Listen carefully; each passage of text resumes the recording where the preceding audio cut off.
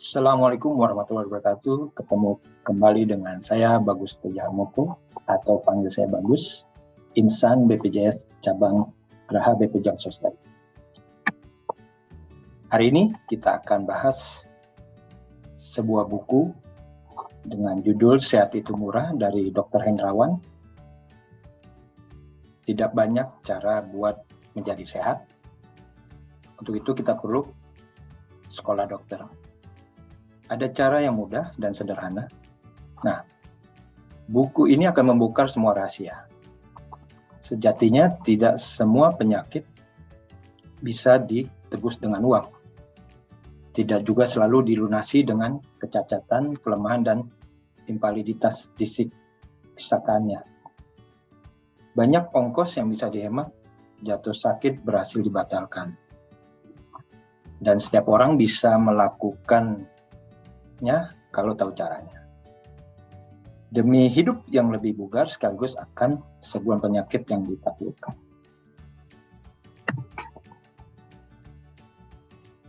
Sehat itu murah. Nah, buku ini akan memberikan kita wawasan dan ilmu yang bermanfaat, di mana hidup itu hanya sekali, di luar kuasa Tuhan, dan kuota hidup kita ditentukan seberapa tebal hidup Anda. Buku ini akan membahas nanti mengapa saya ingin menjadi orang sehat, menjadi sehat itu intervensi, menghitung resiko penyakit, menghapus 100 penyakit dan perawatan mesin tubuh, dan melakukan pemeriksaan di rumah sendiri. Mengapa sih saya ingin Anda menjadi sehat? Kalau kita tidak sehat, segala yang kita lakukan sejak muda, kapan kita nikmati? Percuma semua serba yang dimiliki hanya terbaring, dan tidak boleh makan ini itu, lalu tak merasa sejahtera. Jangan pernah menyalahkan Allah kalau itu terjadi. Nasib kesehatan kita ada di tangan kita sendiri. Pertama, apa sih yang kita makan? Nah, ini yang terpenting. Tubuh kita autobiografi apa yang kita makan sejak lahir. Bila sempurna pilihan menunya, maka tubuh kita akan klop sampai nanti di hari tuanya. Dan bertumbuh sesuai dengan serasi ketubuhan dan kesehatannya. Apabila sebagian orang modern juga beresiko kurang gizi sebab yang dimakan dan tidak semuanya tepat. Ingin tahu apa yang sesungguhnya diminta oleh tubuh? Mari kita amati gigi kita. Jumlah taring mengisyaratkan kalau kita cukup makan. Nah, Allah itu sudah memberikan kita anugerah yang luar biasa. Banyaknya geraham mengingat kita perlu lebih banyak memakan sayur dan biji-bijian maupun padi-padian. Jadi sebenarnya Allah sudah memberikan kita kelebihan yang luar biasa. Sekarang orang mampu membeli menu apa saja, tapi pilihan yang dikonsumsi salah. Di satu sisi, tubuh kelebihan kalori, pada saat sama tubuh pula akan kurang zat dan gizinya. Zaman sekarang, bahan makanan itu sudah sakit sejak awal. Oleh sebab itu, pilihlah makanan-makanan yang memang memiliki kesehatan yang memang kita butuhkan. Dan itu akan berdampak terhadap kesehatan tubuh kita. Yang kedua, yaitu menjadi sehat sama dengan investasi. Jadi, sehat itu investasi. Yang pertama, modal sehat. Modal sehat atau biokapital yang tubuh kita diperoleh sejak lahir tak kurang dari 99%. Hanya 1% yang hilang pada mereka yang mengalami penyakit keturunan, cacat lahir, dan punya keinginan bawaan. Kita perlu mulainya agar paling kurang modal dasar itu tidak menyusut. Syukur-syukur bisa terus-menerus berbunga selama menempuh di perpanjangan hayat. Kalau kita cerdas mengolah modal sehat, maka sehat akan kita miliki sampai nanti di hari tuanya. Modal sehat pun akan susut. Karena selama kita tidak melakukan pola hidup sehat, maka modal sehat itu akan menyusut. Dan sehat itu investasi, bukan ongkos. Sakit berarti ongkos. Nah, kita tak selalu memiliki kemampuan untuk membayar yang dapat mengembalikan kesehatan yang sudah terlanjur rusak. Padahal sesungguhnya, begitu penyakit yang tak perlu terjadi, namun nyatanya merundung kehidupan orang. Oleh sebab itu, sehat itu investasi. Dari sekarang kita harus melakukan pola hidup sehat. Karena pola hidup sehat itu penting bagi kita nanti yang akan kita lakukan sampai kita hari tua nanti. Nah ini, hitung resiko yang terjadi pada diri kita. Yang pertama, niatkan kewarisan ketidaksempurnaan. Memang sempurna itu hanya milik Allah, tapi kita bisa membuat tubuh kita menjadi sempurna dalam menghitung resiko-resiko kesehatan yang baik. Tidak semua orang diwarisi dengan modal sehat yang 100%. Sebagian membawa kecacatan, kelemahan, atau kekurangan fisik sebagai gen yang diterima tubuh memang tidak perlu sempurna. Keabnormalan bisa saja menawarkan sosok dari luar, kelainan hanya beradakan di dalam gen. Faktor resiko keroyokan. Faktor resiko yang mendorong kesehatan banyak jumlahnya dan beragam pula jenisnya.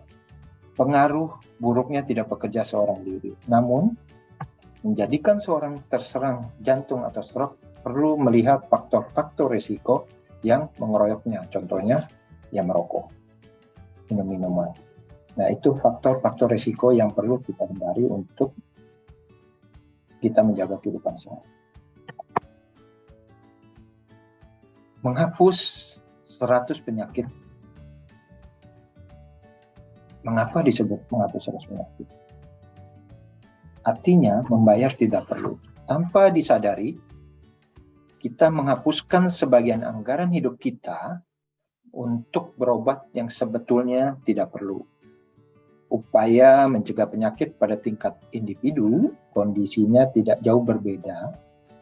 Pendidikan kesehatan di sekolah dibangun perilaku sehat.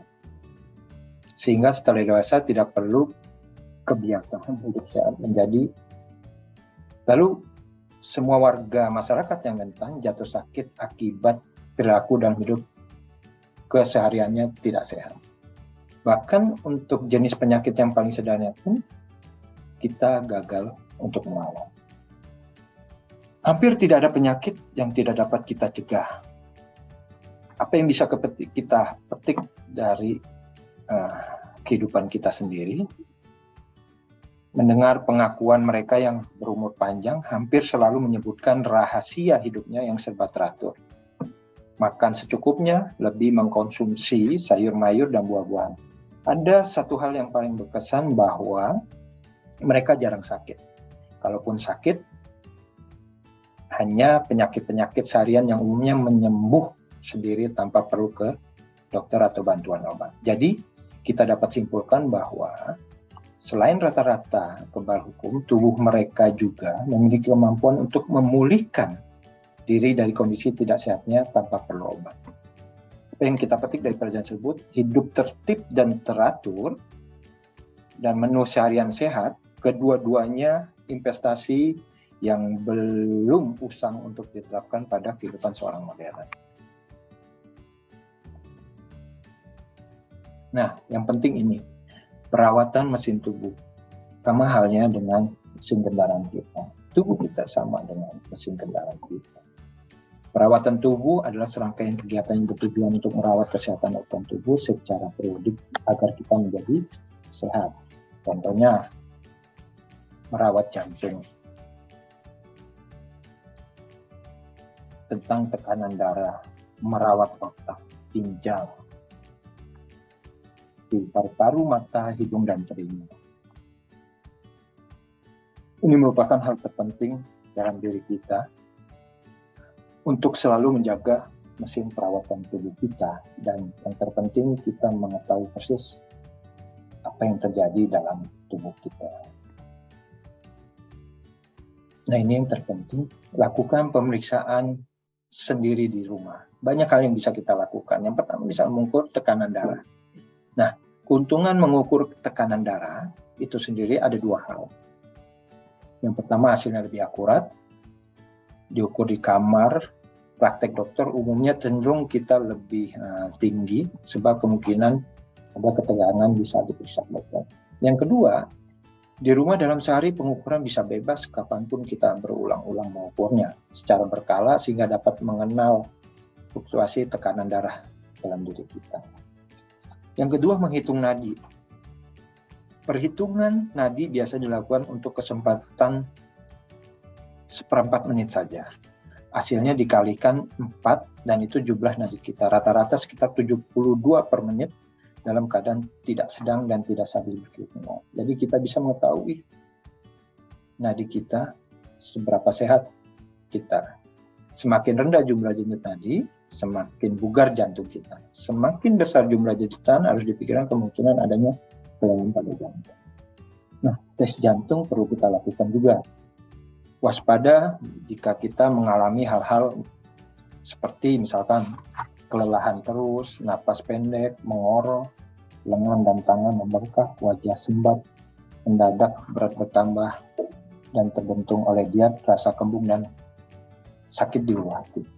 Bila terjadi kejanggalan dalam bentuk kerja jantung, dapat dilakukan tes di rumah. Amati hal-hal di bawah ini, bagi khususnya yang mereka yang satu, gemuk, perokok, kurang gerak, jarang latihan jasmani, senantiasa tegang dan stres. Ada keturunan orang tua diabetes, riwayat orang tua kolesterol, riwayat kelainan rekaman.